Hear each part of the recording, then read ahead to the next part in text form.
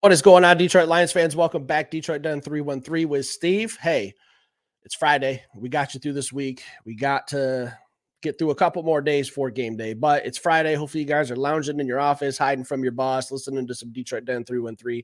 Please, I want this to feel like a welcoming environment, like you're at a bar talking football with the guys. It's Friday. Let's get to this game day. Leave some comments. We'll have a conversation.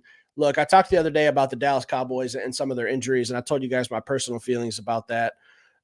This is a revenge game. This is the game I've had circled on the schedule since the schedule came out back in May. I don't care if the Lions went 1-16 if the one win was against the Dallas Cowboys this year. I'm kind of at that mindset, usually how I am with the Michigan Wolverines.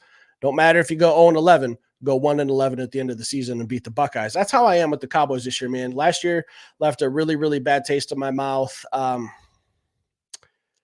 got married on the day of the Cowboys game. Okay. My wife is amazing. She's truly, truly the best. Even on our wedding night, I was able to watch the Dallas Cowboys and the Detroit Lions game last year. You guys know how it went, the 2-point conversion, the debacle. I didn't let it ruin my night, but I wasn't happy with how the game ended anyway. But I will just say this is revenge for me. I lived in Texas for almost 5 years. Had to struggle with those Cowboys fans. They're everywhere, man. I got a lot of Cowboys fans out there that are good people. Like I said, if you watched my episode the other day about the injuries, I'm going to get into some stuff, some game talk, some predictions, our strengths, their strengths, who's ultimately going to come out on top. So let's get into some injury stuff. Again, I already covered most of the Dallas Cowboys injuries in a video that I did the other day. I will tag that at the end of this one if you guys want to check that out. The Lions are healthy, man. That's phenomenal news. Frank Ragnow, I'm not sure he plays, but he's been practicing. I'm not sure if Dan Campbell's going to sit him out. At the time of this recording, I do not have that information. I just have what I have, and that is that he has been practicing. Brian Branch has been practicing. Christian Mahogany's been practicing. We're getting healthy. We're getting healthy at I don't want to call this a crucial time, but coming out of your bye week, man, we got some guys around the IR and banged up, and we're going to be getting them back. Key pieces, especially Brian Branch. I'll get to that in a second.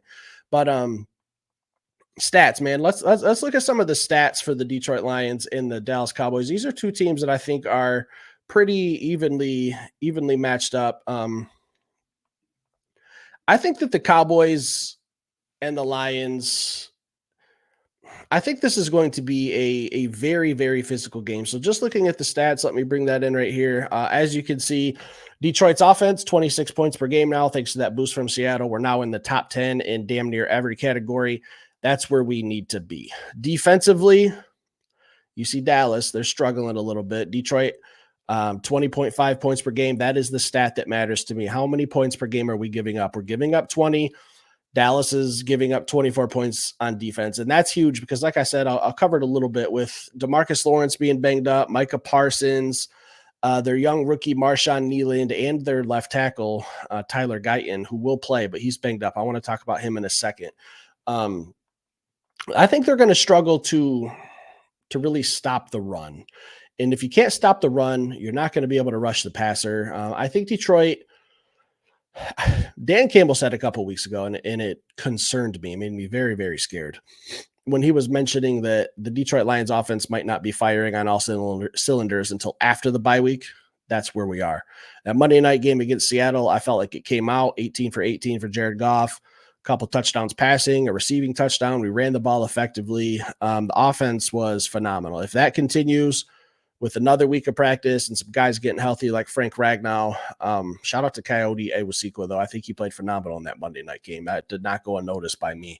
I thought maybe he should have got a game ball. But Frank coming back, offensive line intact, our rushing attack's going to be what it is. You guys know what the deal.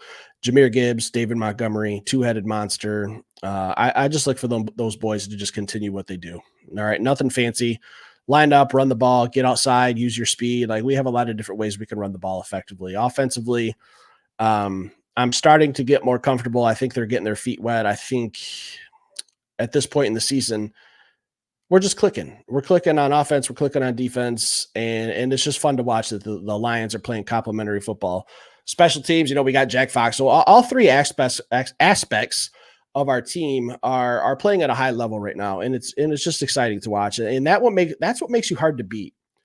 Because if you struggle defensively, but your offense is on fire, it could be the complete opposite next week. Like we kind of just pick up the slack for each other offensively and defensively. Like that's what I love about this team, man. Is we just don't know who's going to be the guy. Who's going to be the guy on defense? Who's going to be the guy on offense? Like we have a lot of different weapons. It's very, very hard to game plan for. I want to talk about what I think our biggest strength is going to be. I don't know if it's necessary. You can call it, I guess, my key to the game, but it's not like any major surprise. All right, it's Aiden Hutchinson. I go back to what he did last year against these Dallas Cowboys. He was a one-man wrecking crew. Dak Prescott probably lost some sleep, even though they stole a win from us. I wouldn't say they earned it. They played a good football game, but I look at the missed sack by Derek Barnes and the 94-yard touchdown to CeeDee Lamb. That was a 9-point swing. You didn't sack him in the end zone, 2 points there. They score 7 points, 9. All right, the 2-point conversion. There's 11 points in that game that the Detroit Lions should have had, but coulda, woulda, shoulda, didn't. I look at our strength, and I think it's going to be pass rush. When I think pass rush, obviously, if you're an offensive coordinator on the other team, you're going to be talking about 97, Aiden Hutchinson.